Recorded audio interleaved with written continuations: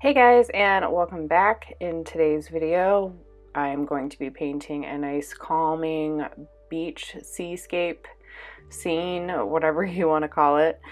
I have never painted one of these before, and I'm just in a very summery, kind of relaxed type of mood, and I just really wanted to try to paint a beach scene in watercolor and just do a nice little study and see how things worked out for me. I found this piece a little bit challenging, but I am very happy with how it turned out in the end and really happy with the result of what I was able to accomplish with watercolor.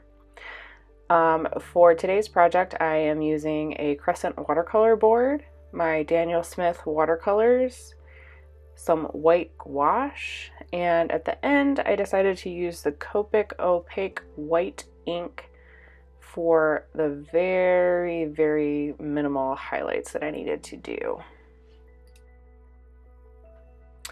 I have to be 100% honest here, and I really thought this would be a lot easier than it was.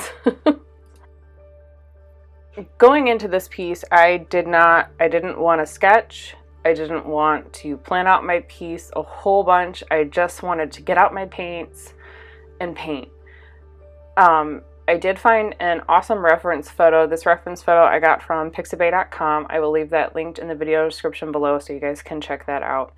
But I didn't want to sketch. I didn't want to do all that hassle of just preparing a painting. I just wanted to paint. So this is something that I'm considering a study, but I really like the result of how it came out. So I don't know, I might hang it on my wall. I'm not 100% positive where I would hang it. So going into it, that was my mindset. I wasn't really prepared to do this nice extravagant piece. I just wanted to paint and play with my paints and get my hands moving because I was just feeling very unmotivated and very stuck on my Red Riding Hood project. So I just figured if I got my paints out and a nice little beach scene and everything, that would just relax me quite a bit. So after I started doing this piece here, I realized that I had my placement wrong.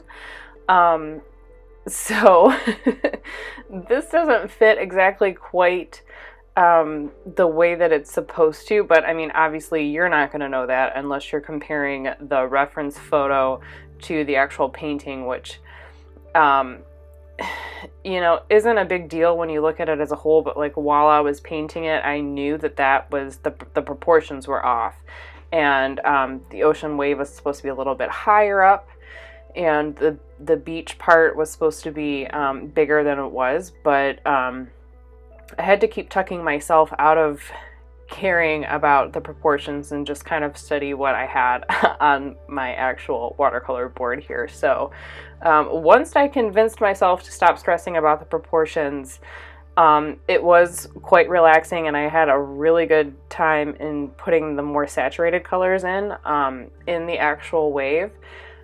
I was a little frustrated with the spray, but towards the end I think I kind of figured it out, and it just needed a little bit more contrast. It doesn't look exactly like the reference photo, but that's fine because that wasn't my intention going into it. But for some reason, the more I kept looking at the reference photo and then looking at my painting, the more frustrated I got.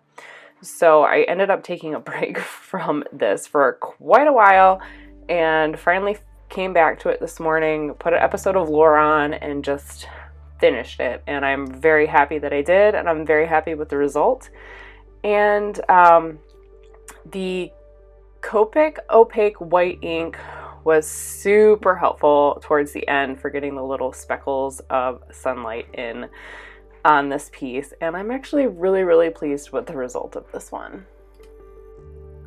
But yeah, I was definitely struggling in between the comparing my work to the actual reference photo. So if you're in that place, try not to be too hard on yourself. I mean, one is a photo and one is paint manipulation to kind of, you know, give the illusion that there is an ocean on your page or whatever you're painting. But anyway, here are some of the close-ups of it, And I think I am going to hang this up on my wall. I'm actually really proud of it now this morning. I was very irritated with it last week, but I'm proud of it this morning. Thank you guys so much for watching. Make sure you like, comment, and subscribe, and I will see you in the next one.